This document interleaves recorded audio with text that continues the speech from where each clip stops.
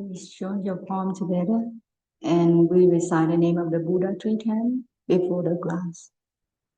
Nam mô Bổn Sư Thích Ca Mâu Ni Phật. Nam mô Bổn Sư Thích Ca Mâu Ni Phật. Nam mô Bổn Sư Thích Ca Mâu Ni Phật. A Di Đà Phật. Good afternoon. How are you today? Good. And you feel sleepy after the lunch? A little, right?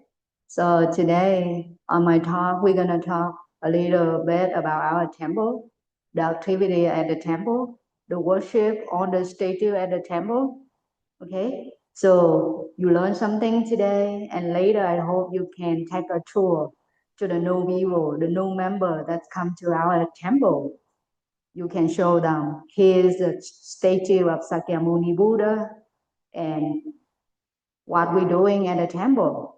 So I hope in the future you can talk to your friend about our temple, what we're doing at the temple, what we have at the temple. Okay? So our practice at the temple, what are we doing here? You come every Sunday, you can observe the activity at the temple. So I know you have your own activity, GDBT activity, right? You have the Vietnamese class, you have the leader skill class, on other skill class in the temple. You play with your friend at the temple.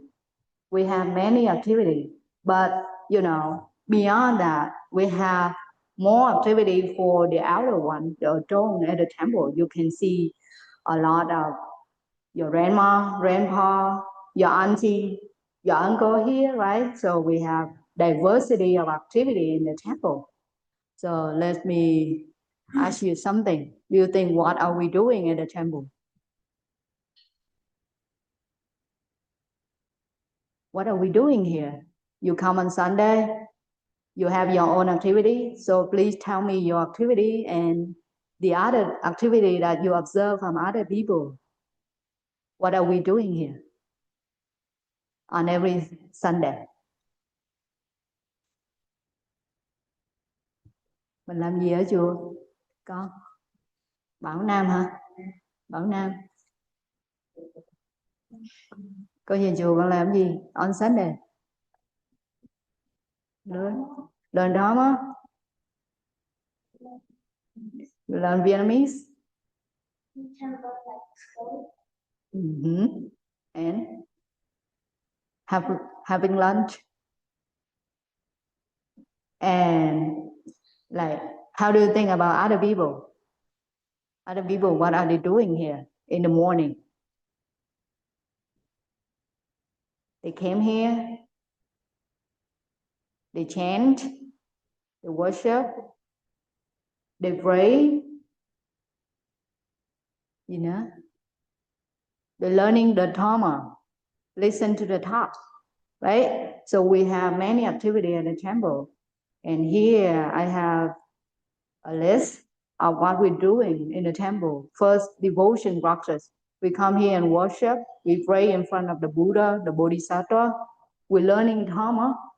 You learning Dharma. Today on Sunday class, it means we're learning Dharma. We're learning about the teaching of the Buddha, and we're also learning our activity, what's going on in the temple. It means we're learning Dharma. And the third one, we're learning meditation practice. In the temple, we have meditation practice on Tuesday and Saturday. Every Tuesday and Saturday, we have meditation practice. So people, devotees, they come here and they said they learn how to be with themselves. Meditation, a very simple way of understanding, meaning that you be friend with yourself. You bringing back your mind to your own body, and you know what's really going on your body. That's the meaning of meditation. So in the future, after this class, maybe next month or in the future, we're going to learn about meditation process. So you can understand more what's really going on in your body, inside your mind, and how to deal with your emotion, how to deal with your thinking. Okay? And the four things, we have monthly retreat for the elder. The elder, your grandma, grandpa, your auntie, your uncle, they come here on the 4 week of, on the last Saturday of every month. So we have whole day service from 9 in the morning up to 4:30 in the afternoon. So we spend whole day to have monthly retreat. In that retreat, we do all kinds of service. We meditate, we learning the Dharma, we chanting, and also we bowing to the Buddha. We're having lunch together. We're praying for the hungry ghosts. We offer the food for them. That's all the activity that we're doing in a retreat day. Every month we have one retreat day. And on Sunday, you have your own activity of GDBT, right? All the activity. You come every Sunday and you have all that. But for the elder, they come, they're learning the Dharma, they worship, they pray, they do the service, offering the food for our ancestor, and also we're offering the food for the hungry ghosts, the invisible being. We don't know, but we believe that they still around. So we offer the food for them. It's just like a way of sharing. We're sharing of whatever we have with a big heart, and we hope that they benefit with our offering, and also we wish that they will be reborn in a better realm, in a better form, in where they have a good family, they have a good life in front of them. So, you know, in the temple, we always come here, we're learning, we're practicing in order to develop ourselves, and also we support other people. We're helping other people, and we're sharing whatever we have to other people. We practice generosity. In the temple, you come here and you having lunch every Sunday, right? So where we got the food from many people in the community, they bring the food to the temple, so we have free food, right? We get something from other people. So in the temple, when having food on every Sunday, we practice gratitude. We show our appreciation to the food that we have in the temple. And by receiving, we generate generosity within ourselves. We have ability, and also we have intention to share what we have to other people as well. So that's what we do in the temple, and we practice in the temple. I hope you guys come to the temple, or later you have your friend come to the temple. We have that practice. It means we come here, we receiving and we giving at the same time. We're receiving many things from other people. And also, we also practice giving by our intention. Like we appreciate what other people bring to us, and also, you know, you remind yourself in the future when you have ability, when you have, for example, in the future you may have a good job, right? And you come back to the community and you serve community to help the community. So that's what we hope. That's what we hope all the members come to the temple. They can practice like that, benefit for themselves and benefit for other people. Okay, so they are all the activity that we're doing at our temple. So our temple belongs to Mahayana Buddhism. Have you ever heard the word Mahayana? No, Mahayana is mean Maha is mean great, big, something big. So the words mean Maha. Yana is mean vehicle, like the car in the past, right? So the great vehicle that carry many people toward the liberation goal. toward Nirvana. So it's the meaning of Mahayana Buddhism. It's one school of Buddhism, one school of Buddhism. And last time I told you about 3 main schools of Buddhism, right? 3 main schools: Theravada, Mahayana, and Vajrayana. So Theravada from India, Buddhism originated from India, and after the death of the Buddha, it started spreading to the south, to Sri Lanka, Burma, Thailand, Laos, Cambodia, Southeast Asian country in the south of India, and it's transmitted to Ceylon, to Sri Lanka, Burma, Bangladesh, Thailand, Laos, Cambodia. It belongs to Theravada tradition. And our Buddhism generated from China. And before it's come to China, it traveled from North India to China. And from China, it's come to Vietnam. This part is Vietnam. And also it traveled to Korea, Japan. That belongs to Mahayana Buddhism. Okay, and Vajrayana Buddhism is from the north of India. It's transmitted to Tibet, Bhutan, Afghanistan, those countries, and nowadays 3 forms of Buddhism still exist. You can see and you can tell in the way of the monks, they wear their robe. Okay, so some traits very easy to recognize. This one, the first picture, you can see the robe of Theravada monks just like that. It may have the maroon color, red color, dark red one, the yellow one, dark purple one. So it belongs to Theravada tradition. And here is Mahayana tradition. You see my robe, right? The yellow one, and the inner robe made in brown colors or in gray colors. You see a lot of gray color in our temple. So when you see the robe of the people, you can recognize the tradition of that person belongs to. And the third one, you see the red color, the inner robe in red colors, and the outer robe in yellow colors. This belongs to Tibetan tradition. So you can see the robe of the monks, and you recognize which tradition that person belongs to, that temple belongs to. And in every tradition, we practice slightly different in a way of chanting or performing the ritual. And also even in some teaching, we have some different ideas. But some very basic idea, very principal idea, we share the same understanding. So, which tradition that our temple belongs to? Which one? Mahayana Buddhism, right? Or we call Northern Buddhism. It means it's from Northern India, and it is transmitted to China, Korea, Japan, Vietnam.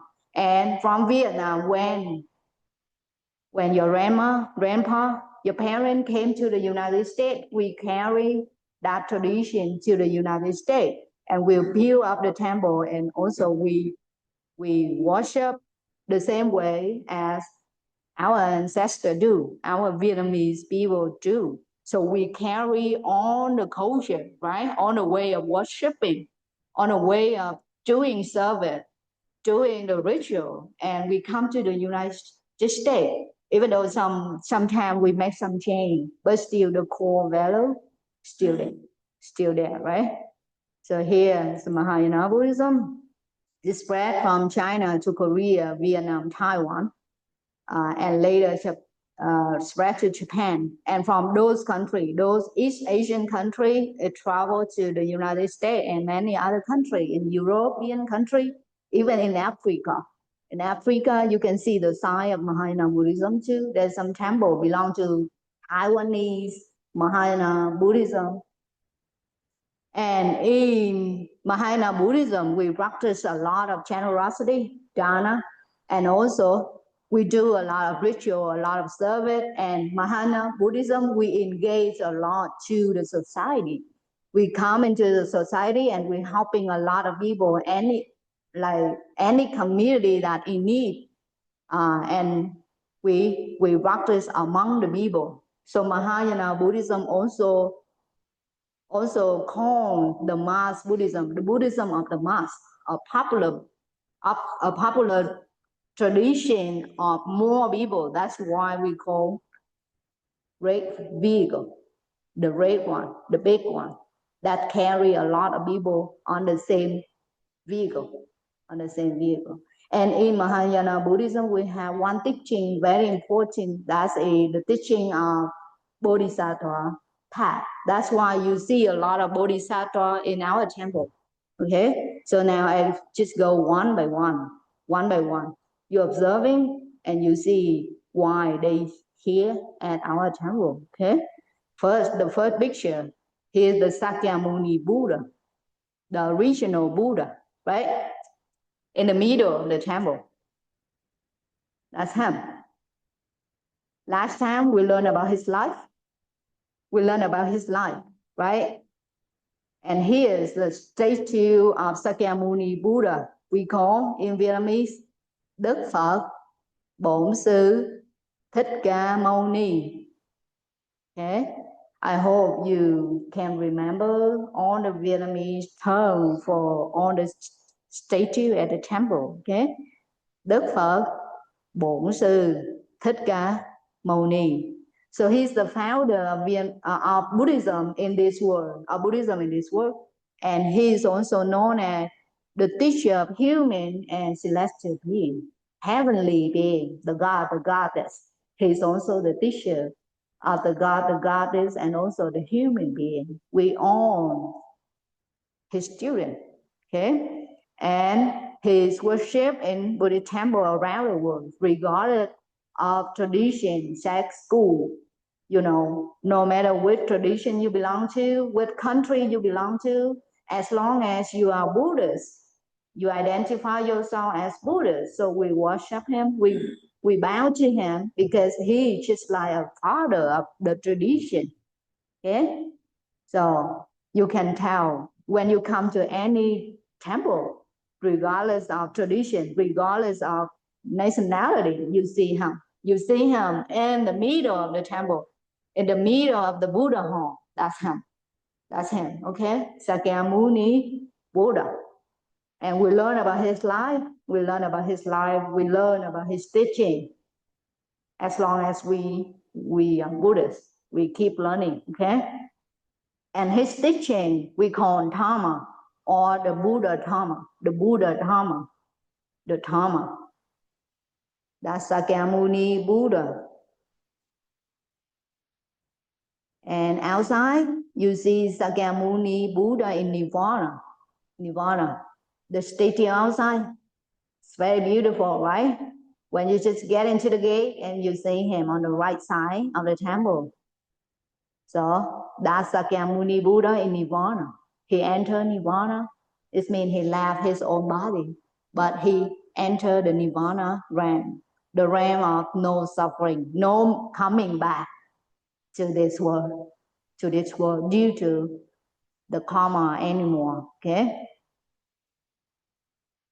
And you see the lotus seat that all the Buddha and the Bodhisattva sat on. You see on the statue, you can see the lotus seat, the lotus thorn of on the Buddha, on the Bodhisattva. So what's the meaning of that lotus? You want to have some guess? Why? Why you see a lot of lotus in the temple? You come to any temple, you see a lot of lotus. And our temple name also, Liên Hoa, right? It means lotus. So what is the meaning of that? Some guess?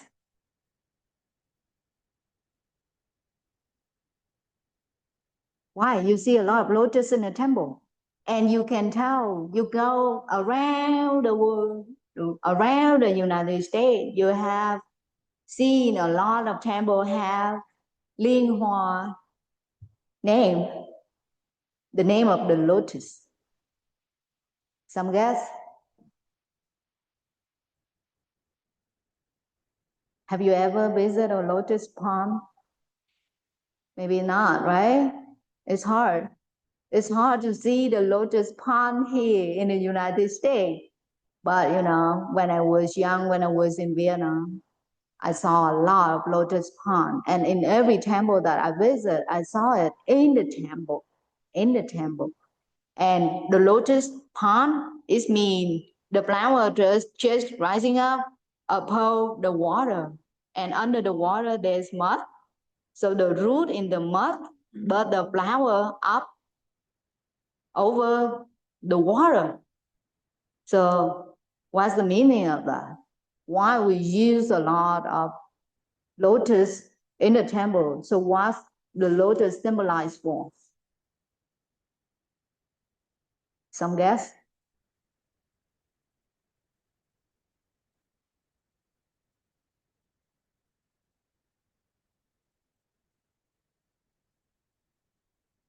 Mm-hmm. Just guess. It doesn't matter, you know, it's like just whatever pop up in your mind. Something that's rising up above the water, above the mud. The mud represents for something. And the lotus, the flower represents for something beautiful, right? Something beautiful come up from something not that beautiful.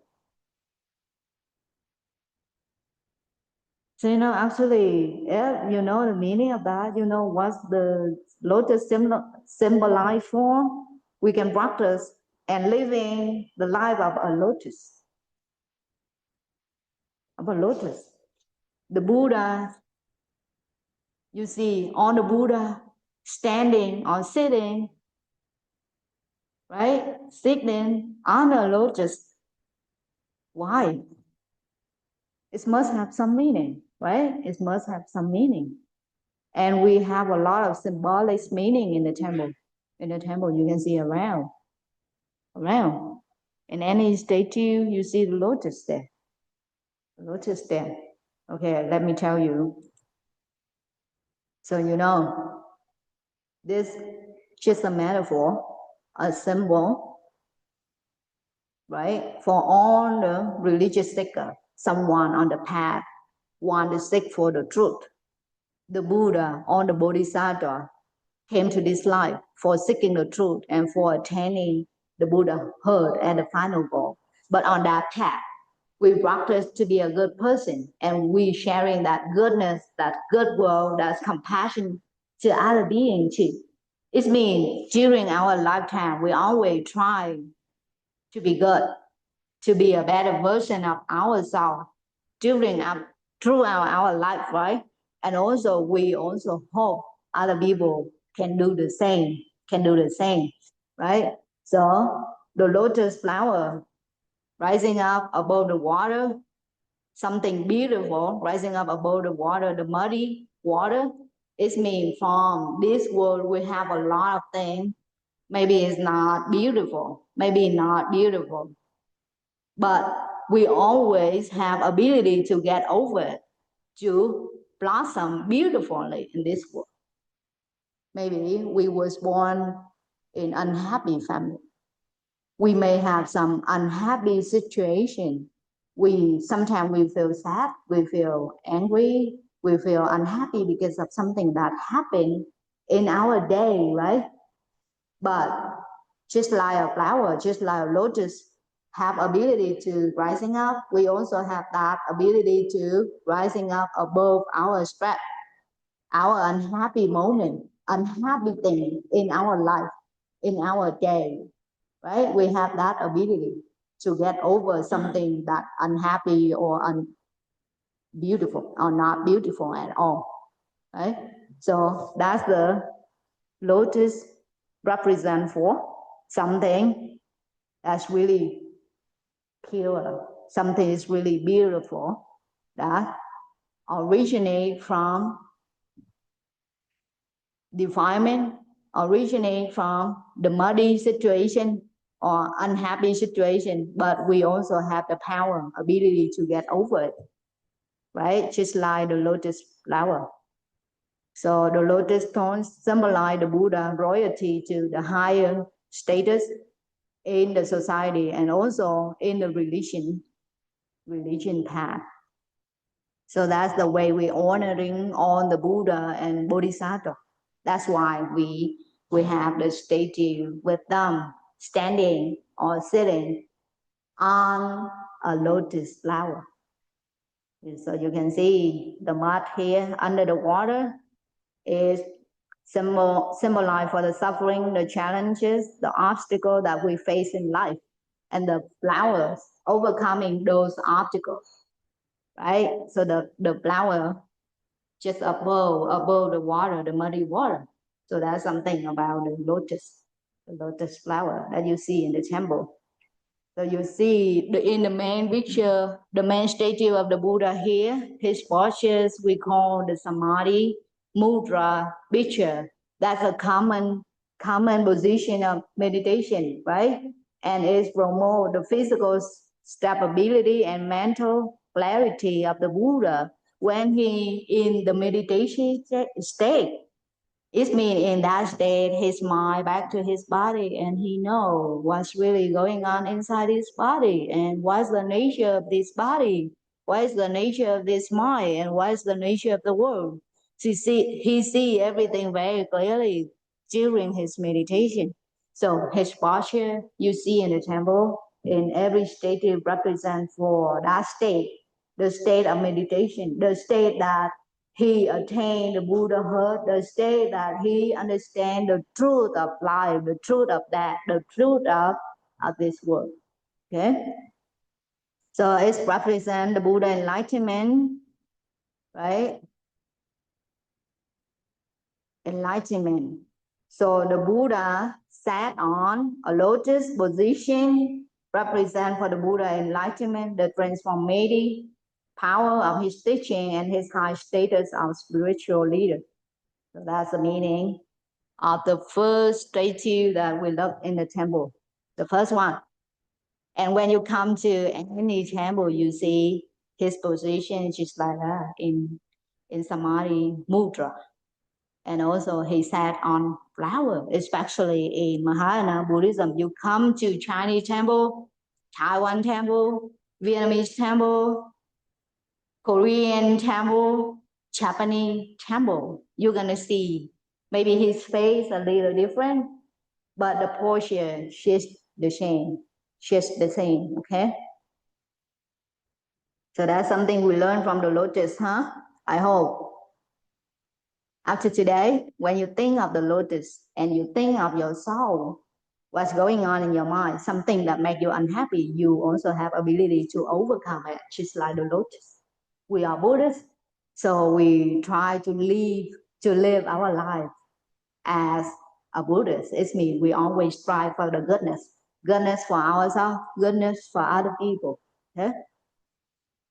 And okay, we come to the second one, Maitreya Buddha, the one outside, right? Have you seen him? Whenever you just enter the temple, right, you saw him outside. That's Maitreya Buddha. In Vietnamese, Đức Phật Di Lặc. Đức Phật means Buddha. Maitreya means Di Lặc. Okay? So what's the meaning of Maitreya? Maitreya means loving kindness, friendliness. So that's the meaning of his name. That's why his face looks so happy. So I know some friends just call him Happy Buddha. He looks very happy all the time. When you see him, you feel happy. You feel happy too, right? And he's the future Buddha. In Buddhism, we believe in reincarnation. Reincarnation. So we come into this life. It's not only this life, but we came into this world many times already, many lifetimes, and many more to go. We have many more to go. And after the time of Sakyamuni Buddha will be his time. So, now we in the time of Sakyamuni Buddha teaching. We learn from Sakyamuni Buddha, right? The Dharma from him, the teaching from him, all the tradition generate from his teaching. But then when the world until today, no one know the word, the Buddha, Dharma, and Sangha. No one have basic knowledge about Buddhism, how to be a Buddhist, how to practice Buddhism in order to have a better life or to reach our Nibbana goal, final goal, liberation goal. No, we have no idea about it. So after that time, Maitreya Buddha will be born and he start the wheel of the Dharma once again and he deliver the teaching once again. Teaching about the Four Noble Truths, and we're gonna know what's the meaning of Buddha, Dharma, Sangha, the five precepts, and everything that we learn in Buddhism now, right? So maybe it take a long time for him to really exist in this world, but now we believe he's living in heaven and waiting for his turn. Waiting for his turn, but while waiting for his turn, what he's doing? He also teaching Dharma. He also cultivate his own practice, right? So as a Buddhist, we always practice. We always cultivate goodness, wisdom, loving kindness, compassion, all the good quality within our soul, just like all the Buddha, just like all the Bodhisattva that did in the past, all they doing at present. Okay? So now he's living in the present, but he's still learning the Buddha teaching. He's still practicing the Buddha teaching. He still deliver his teaching to many celestial beings. The people, the God, the goddess in the heaven. He's still doing that. He's still doing that. But until the day when on earth, no one know about Buddhism, the practice, mindfulness practice or meditation practice. Nobody heard about the word of Buddha, Dharma, and Sangha. One day people will have no idea about Buddhism, and at that time there's no temple in the world. No temple. There's no Liên Hoa temple at that moment. Okay? And then Maitreya Buddha will be born in the world, and we start a new journey.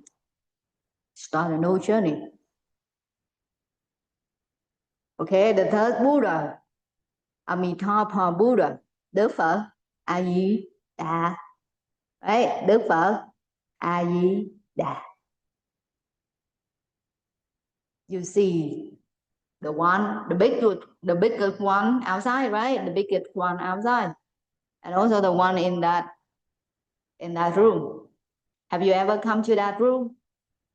Báo cho em. How many of you that come to that room already? How many of you? 1, 2, 3, 4. Only 4? How about the other 5, 6? How about the other one? 7? Oh, good. So for those who never visit that room after this class, I hope you come to that room and bow for him. Okay? Bow to him after this class. So he is Amitabha Buddha, the Buddha in a Pure Land tradition,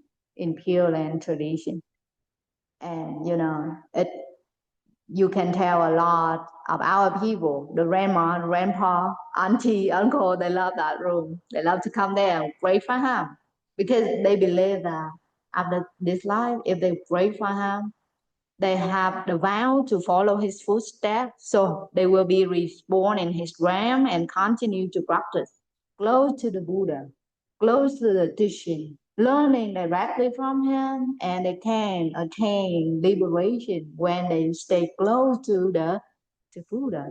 Do you want to be close to the Buddha? Do you want to close to someone that great? Yeah, we all want to close to the Buddha. We all want to close to a great person in the world, right? So all the Buddha, all the Bodhisattva, they have great rank. Different person, different Buddha, different Bodhisattva, they have different round, different round. So for him, Amitabha Buddha, he has 48 rounds, 48 different rounds. But you know, there's something very special about his teaching. His round is like he was everyone was born, being born in his realm. So that person never experienced the suffering of being born, the suffering, the challenging and obstacle during their lifetime. They only be there, be happy all the time, close to him, close to the Dharma. When they living in that realm, they listen to the Dharma all the time. They in their practice all the time, and they live really long time. So his name means limitless light, limitless life. So stay there for a long time where the light, right? Limitless, unlimited light. So that's the meaning of his name. He had 48 vows. He aspired to become a Buddha and establish the Pure Land, a realm beyond our world. So he's not belong to this world, but he belongs to another realm, another realm.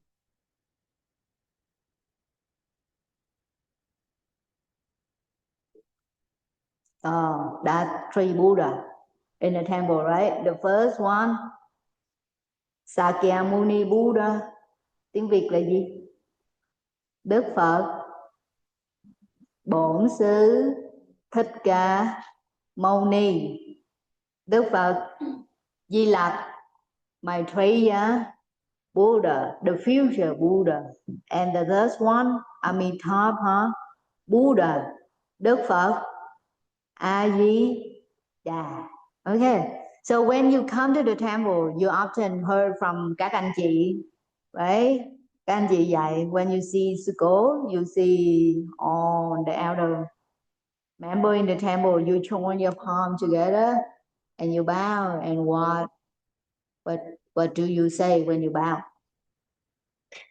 What do you say when you bow to the monks, the nuns, the elder people in the temple, even your friend, your younger friend? We all practice the same thing. We join our palm together, we bow, and what do we say? What do we say? What do we say? A Di Đà. A Di Đà Phật, right? So that's his name. Right? So in order to reborn in his world, we reciting his name. We reciting his name all the time. So you see your grandma, your grandpa at home, they have a bead, the long bead, and they reciting. That's what they do. They reciting Namo A Di Đà Phật. Right? They have a bead. They sit in front of the Buddha and they just reciting one time. They just one time, two time until 108. Right? 108 and then go back to one again. So when you come to the temple, we bow to one another, join our palm together, bow, and we say, A Di Đà Phật. That's something we need to learn and we need to practice, okay? So next Sunday, I hope some of you come to me and say, A Di Đà Phật, okay? So we finished on the statue of the Buddha at the temple. Now we come into the Bodhisattva. The Bodhisattva idea very popular in Mahayana Buddhism. But maybe I will come into detail someday, some other days. Because if now we talk too much, if I talk too much, I think you guys will be asleep in here, in this Buddha home, right? You get bored if I talk too much, right? Okay. Now we come to the Bodhisattva, Bồ Tát Quán Thầm, or Bồ Tát Quan Âm, Quán Âm, Quan Âm, Quan Thế Âm. She has a lot of names, and she has a lot of form. Not only the two forms we have in the temple. She has many forms, either male form or female form. Right? But in our temple, we have two statues of Bồ Tát Quán Thế Âm, Avalokiteshvara, Bodhisattva. So she's the most popular one in our practice. You know, in some family altar, maybe they don't worship the Buddha, but they have Avalokiteshvara. They have Bồ Tát Quán Âm at home. And we are Vietnamese. We really believe in her. We believe in her compassion because of her vow. What's her vow? She represents for compassion, for loving kindness. And she had the vow that if somewhere, some place in the world, some person need her, just crying for her help, she will be there for that person. So that's her vow. Someone can do something like that. Is that right?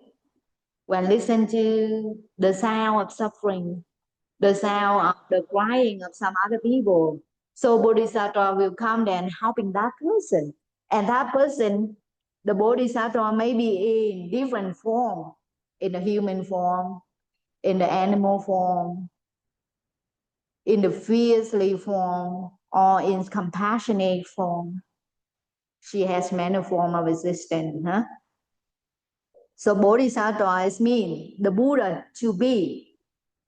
They have ability to become the Buddha already, but they don't want to become a Buddha. They want to be in this world, to be with us, accompany with us, helping us on the path of our life and also on the path of our religious practice, our Buddhist practice. So, you know, during our lifetime, we always have support from many other people, right? They support without expect anything in return. Some people, they have that ability. We can see from our parents. They provide you with many things without expect anything in return, right? So your parent also a form of Bodhisattva existing in this world, huh? So in some sutra, it says that she have 33 transformation, but some other book it says she has 108 transformation in different form. And even in Vietnamese Buddhism, we have a statue that she have 1,000 arms and 1,000 eyes. 1,000 eyes. You see a Bodhisattva here, she has 18 arms, right? What's her name? 18 arms. What's her name? This one? In the middle, in the center. She has 18 arms. We call her Bồ Tát Chuẩn Đề. And she is also a transformation of Bồ Tát Quan Âm, Avalokiteshvara Bodhisattva. She has 18. And in Vietnam, there's some statues, she have 1,000 eyes. In each arm have one eye. See, that's the statue in Vietnam. 1,000 arms, and inside one hand like this have one eye. The eyes that can see the world, so she needs 1,000 so she can see everywhere, every corner of the world. The eye inside the hand, and the hand represents for the helping hand.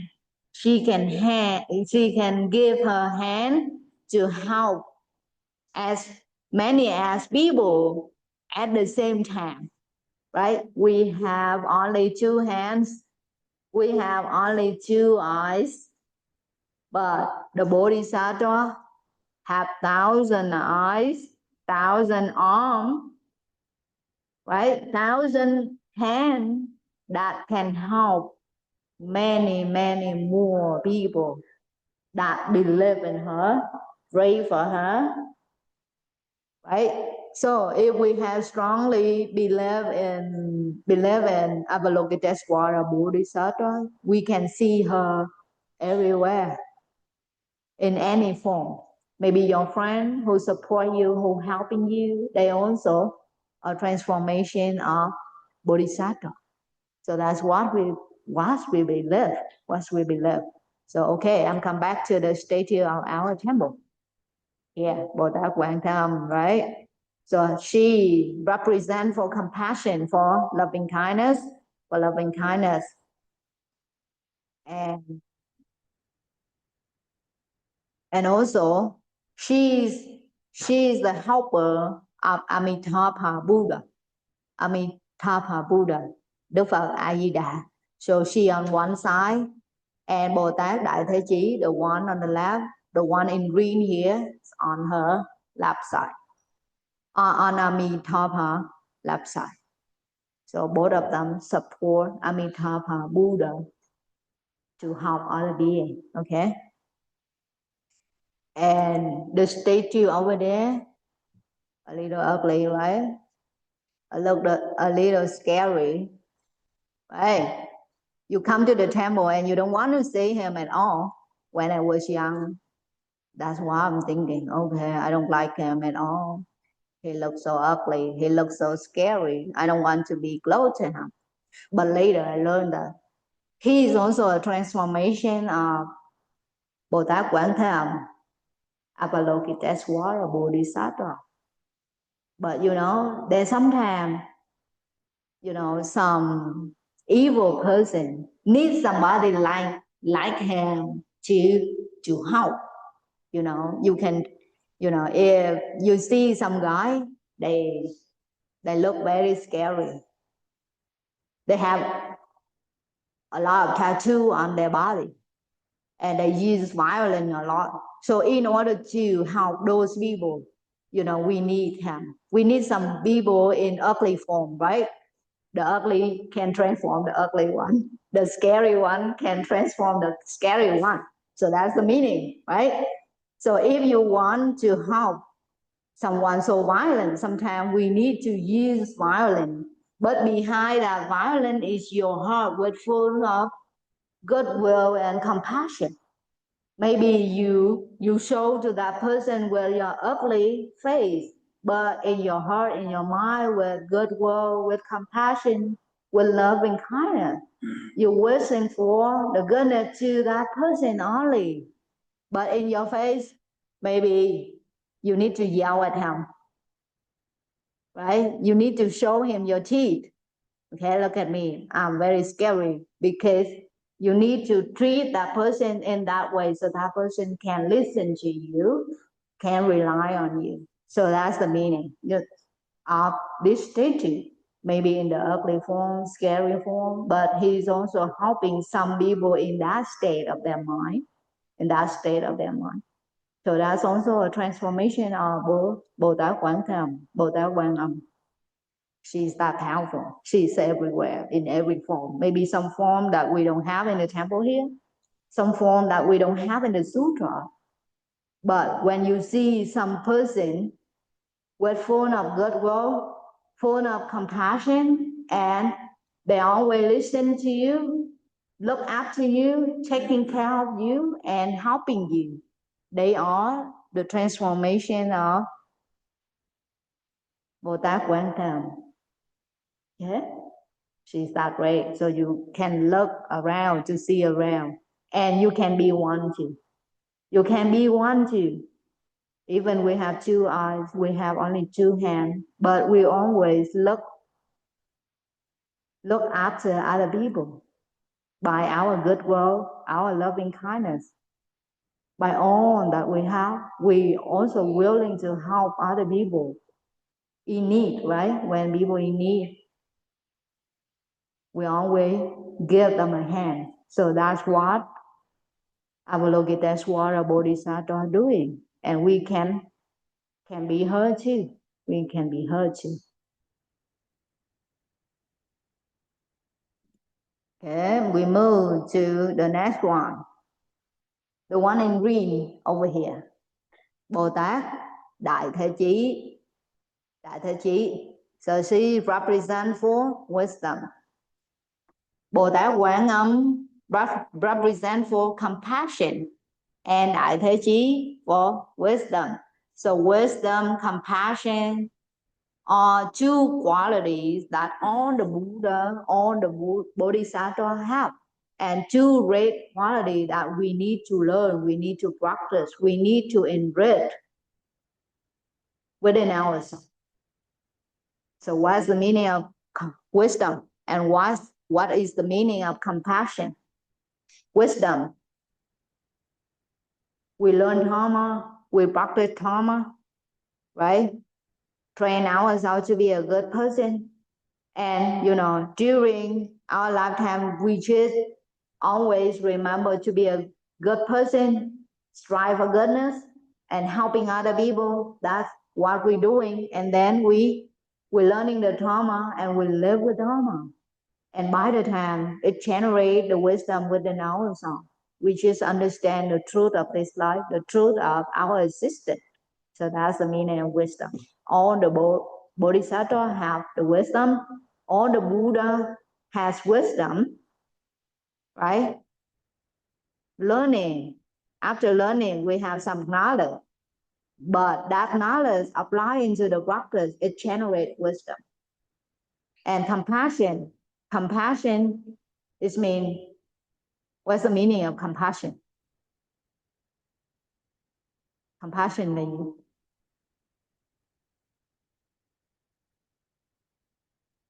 like Bodhisattva, right? Giving hand to other people, look after other people, and sharing to other people. Because we do all those kind of things out of our compassion, out of our loving kindness, right? So wisdom and compassion, they are 2 qualities that all the Buddha, all Bodhisattva, and all of us have. Our wisdom, our compassion cannot compare to those of Buddha or Bodhisattva, but we always can train ourselves to have more understanding, to have more compassion, to have more loving kindness, to have more goodwill to other people. So that's how we learn from them, okay? So in Pure Land tradition, Amitabha Buddha in the center and Avalokiteshvara Bodhisattva on one side and the other side, Đại Thế Chí, Bồ Tát. So we call them the Trinity of Pure Land Buddhism. And we have some more. Bồ Tát Văn Thù, the small statue up there, next to Sakyamuni Buddha. You can read the word in here. Nam Mô Đại Trí Văn Thù Sư Lợi Bồ Tát. What is the meaning of Nam Mô? Nam Mô is mean we take refuge. Đại Trí, the great wisdom. Văn Thù Sư Lợi Bồ Tát, that's his name. But when in India, they all in the male form. But when they come to Chinese Buddhism and then to Vietnamese Buddhism, all of them in female form, just transformed throughout the history. Because in the female, tell a lot about compassion, a lot about loving kindness, a lot about love, right?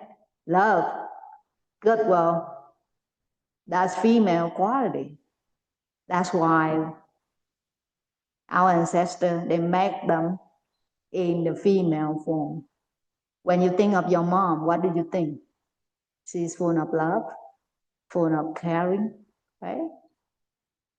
Love, understanding, sharing, the one that you can talk to her really freely.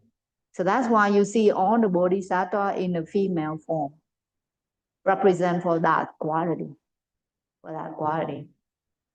And this one, and the other one for Hiền Bồ Tát, Samantabhara and Manjusri, both of them on two sides of Sakyamuni Buddha, and they make the triad, they make the trinity of our worshiping the present Buddha, Sakyamuni Buddha. So in Buddha, the Buddha in the middle, and one side of Bodhisattva represent for the wisdom, and the other side of Bodhisattva represent for compassion, for action. You have compassion and you need to take action. It's not only having compassion and you doing nothing, right? When you love someone, you need to take action. When you love your mom, you love your dad, you love your friend, you love your family, you need to say it. You need to say it out loud. I love you, mom. I love you, dad. I love you, brother. I wish you all the best. So that's what we do, right? We learn and we practice at the same time, right? We observe our good quality and we need to present it. We need to do it. We need to take action. So this is the Bodhisattva that have 10 great vows, and also, he's very popular in many schools of Buddhism, especially in Mahayana Buddhism. And the other one, Bồ Tát Địa Tạng. Have you ever come into his room? Yes. He looks like a monk, right? He looks like a monk. And in East Asia, he depicted as a simple monk. He said he has shaved head, a monk's robe, and his bare feet are visible. You see, 2 feet visible. And also he's standing on a lotus flower, right? And on the left hand, he holds a wish-fulfilling jewel. You see, we don't have the real one here, but that's a jewel. And on his right hand, he's wrapped a staff with 6 rings. 6 rings in here. Maybe we don't have enough 6 rings here, but basically, original one has a 6th one. It means the 6th realm of existence. He can travel 6 realm of existence and helping the people, helping the sentient being. And also it represents that his mastery of the 6th perfection. We're going to learn about it later, okay? And there's some picture you can see, like he's surrounded by the flame, the fire around him. So this Bodhisattva has the vow that he's helping all the people that condemned in the hell. When we do some bad deed, like we're taking life of somebody else, and we are very bad people, and after this life we're gonna be condemned in hell, and he's gonna be there. If at that moment we realize our mistake, and we want to transform our life to be a better being. So everything starts with the right understanding within ourselves. We want to be a good person. We want to be transform ourselves. We want to repent our past mistake. And from that moment, we transform ourselves. At that time, we always have the hand of Bodhisattva will helping us at that moment. Okay? And also on his head, you see the 5 legs, right? The 5 legs crown. So it represents for the 5 Buddha. the 5 Buddha above his head. And the last one, we come into Ngài Hộ Pháp Dhammapada on your back. That's him. So we believe that he's protecting the Sangha. He's protecting our community, protecting the Dhamma, protecting the goodness. Yeah, he's the guardian of the law. He also is known as the defenders of justice. So you know, when we live in the temple, we come to the temple, we saw him, and we don't dare to do the bad deed at the temple. Bad deed or gossiping, telling something bad at the temple, because we believe that he knows what we're doing, and he protects the purity of the Sangha, of the community, right? Of the community. So when we see him, we have the trust. We see him, and we know that he's only there to protect the law, to protect the purity of the Sangha, of the community, protect the purity of the Dhamma, of the practice, and he supports us on the path. If we go on the right path, we practice the right one, the good one. So he's always with us, support us, helping us. So he also have different form. You come to Mahayana temple, you see him, always see him in any Mahayana temple, right? And we have some outside too. Last one, the last one, okay? The Bodhisattva, no, it's not Bodhisattva. He's the portrait, the real man in the history. He's Indian. He traveled to Central Asia. He traveled to East Asia. He stopped in China. He stopped in China, and then he meeting with the king. And you know, he started Chan Buddhism in China. In Vietnamese, we call Thiền Buddhism, but in China, they call Chan Buddhism. Chan Buddhism is one of the most popular school in Chinese Buddhism, in East Asian Buddhism, and also the most popular in Vietnamese Buddhism. From China, it's transmitted to the Vietnamese Buddhism. So the portrait, it means the father, just like the father of tradition. And we have him in the back, and also we have him in the front, right? In the front. Have you seen him in the front? And you see the name of the temple in the front? If you haven't seen him before, go to him after this one, okay? Outside. Now it's more beautiful, huh? You see the flower around him. So he's a semi-legendary Buddhist monk who living in the 5th to 6th century CE. He's credited as the transmitter of Chan Buddhism to China and regarded as its first Chinese patriarch. And you know, also we connect him to the Buddha himself. You know, in any Buddhist tradition, we have a tendency to connect ourselves to the Buddha. So the Buddha, the first one, and then to another monk, another venerable, another tradition, and then come to us. So we have direct connection, direct lineage to the Buddha. So that's what we're doing in Chan tradition, in Thiền Buddhism tradition. So you can tell in our temple we have Pure Land Buddhism. We're reciting the name of the Buddha.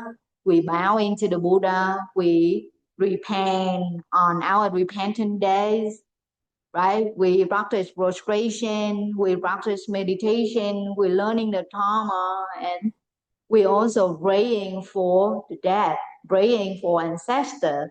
And we also offering the food for the hungry ghosts, the food for the invisible being that we believe they maybe have no family, they have no food. So we should share to them so they will have a change to reincarnate to a better rank. Okay, so that's what we're doing at our temple on the statue. So I hope today you have some general idea about our worshiping, our practice, and also how our temple look like, right? Look like. So later, when your friend to come to the temple, you invite your friend to the temple, you can take them around the temple and you can tell them what you know about the statue, the temple, and what we're doing here. What's the meaning of those statues, right? Can you do that? Yeah? I hope you can do that. Okay? So there's one thing I want you all to remember. The Buddha have wisdom and compassion as two main qualities. All the Buddha have that. All the Bodhisattva have that. But for our practitioner, we also try to train ourselves to have that and enrich that quality within ourselves. And also the other thing, if we have that, we have wisdom, we have compassion, we're willing to help other people, we have loving kindness, we have friendliness, we have many good qualities. But we need to take action in our life too. Right? When you love someone, you need to say it out loud. When you're helping someone, you need to take an action. Yeah.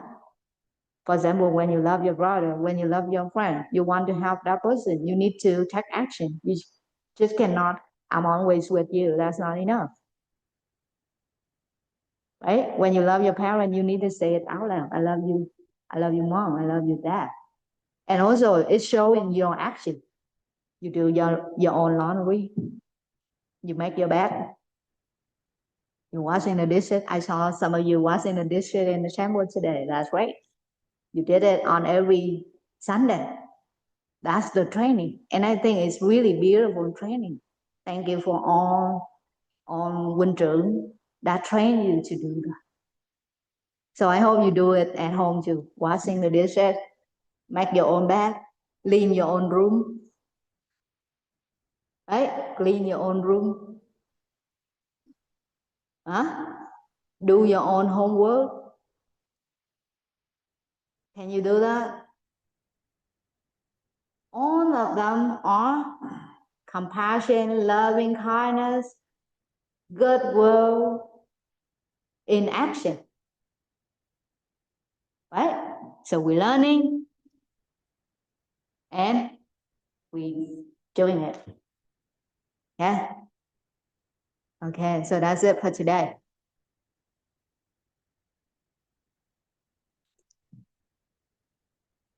Now join your palm together and we hồi hướng, right?